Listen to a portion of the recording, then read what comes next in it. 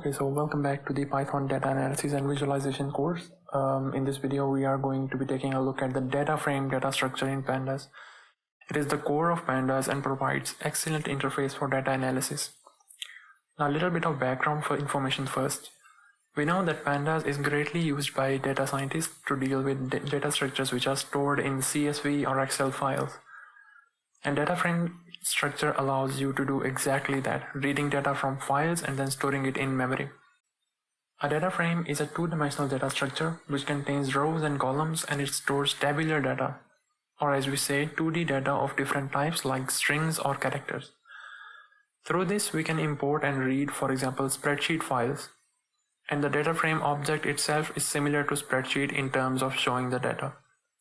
But of course, you might say that we can use normal NumPy arrays to store and manage data in 2D format as well. So why do we need the data frame structure? Well, recall from the previous videos where I mentioned that the Pandas library at its back uses NumPy to build. And these data frames that contain rows and columns and actually are made by NumPy arrays. And so the data frames is actually just a tool built on top of NumPy. And if you recall where I mentioned the concept of abstraction, in the same way, data frame data structure is layer of abstraction to make things easier for us, because even though NumPy makes it easier for us to make and access arrays, it's still not easy enough. Secondly, data frame structure has many features specifically designed from two-dimensional data, and so solves real-world problems. So one last question before we get started. How is series data structure different from data frame? Well, to put it simply, the data frame structure is made of series, and each series in the data frame is a column. To explain that, let's get started on how to make a data frame. I'm going to show it with an example.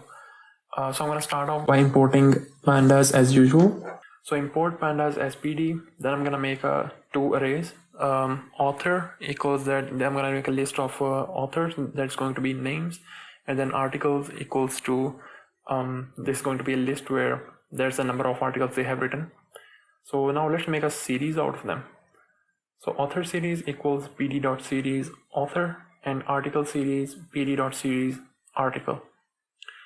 We're going to print those.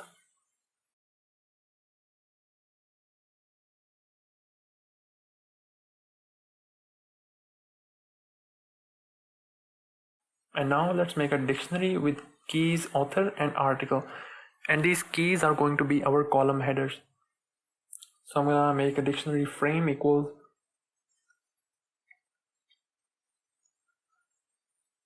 and result equals pd.dataframe frame. So when we pass this dictionary into dataframe function, the keys become the column headers of data, just like the spreadsheet, and the values in the list given along them become the data of those columns. So print a result. We can see on the screen on the left side, we have the index of the rows, and on top the names of columns like students and subjects. But can't we make a data frame just by making a dictionary itself? The answer is yes, but it's inefficient and almost useless to do so. So just like in this example I'm about to show you on the screen, look how hard it is and to see the formatting, and it's not readable or understandable, even though I can explain that keys are here and the students and subjects are going to be the columns, names or headers, and each value in the list given or the values in dictionary is going to be a data for each column respectively. We can see the same results, but look how hard it is to make dictionary first and take care of formatting and whatnot. We can just make series out of simple list and make a data frame. Easy. So essentially, data frame sort of behaves like a dictionary when it comes to its operations. But before that, let's actually make data frame out of a CSV file that I have on my PC, and which contains some information about different cars that I'm going to show you on screen. So we're gonna be using external CSV data files a lot in the future. So let's now get a data from a CSV file stored on the computer.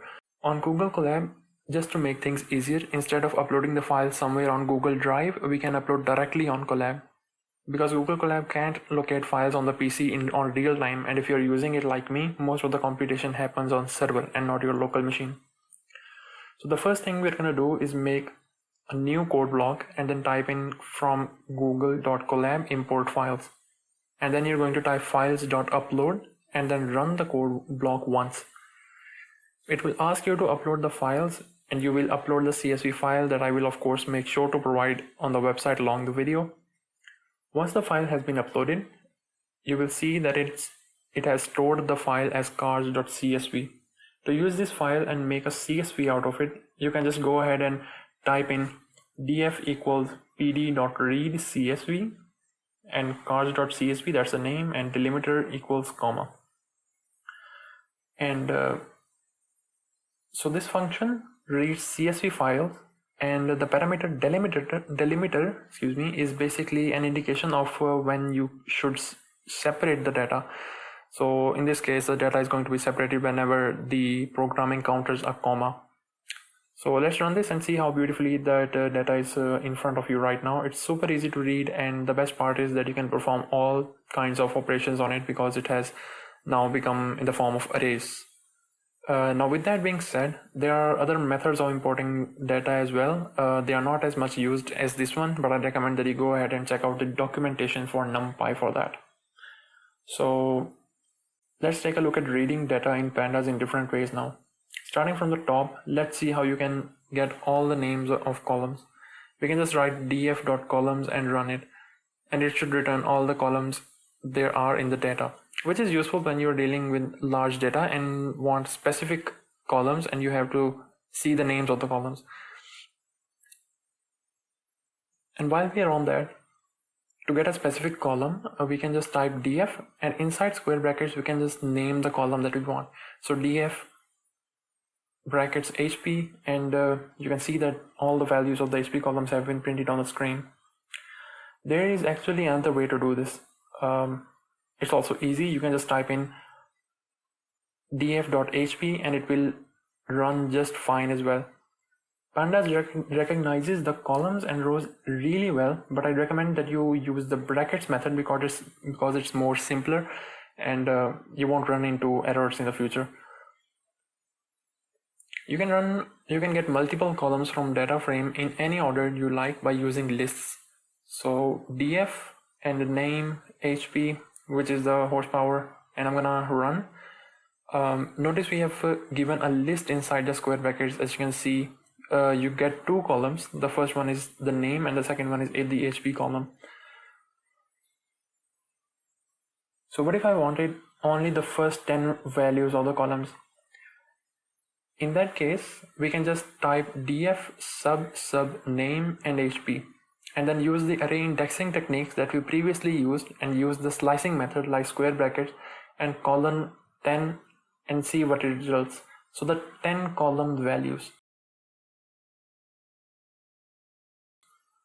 And now let's see how we can access rows. To get the first n number of rows, you can just type in df.head. And for example, to get the first 4 rows. And if you wanted to access specific row, use the iloc attribute. And iloc of course stands for the integer location that we learned in the previous video. So that will give me everything that was in the second row. But for more than one row but specific, I can do df.iloc and let's say second row to 11th row. We can also get specific column of those selected rows. Let's say I only wanted their 4th column, and I can say 2 column 11 and then after comma 4, so that this will give me only the 4th column. I'm sure you've learned the indexing in the NumPy part of this course. So what I'd like now is that once you have the indexing and accessing things concept down, it is better to practice a lot, because querying and get values where correct indexing is very important. And now we are really near the part of this course where we can start cleaning data and perform statistical analysis as well as do projects. In the next video, we're going to perform operations on data, perform conditional formatting, rearranging rows and columns using data frames.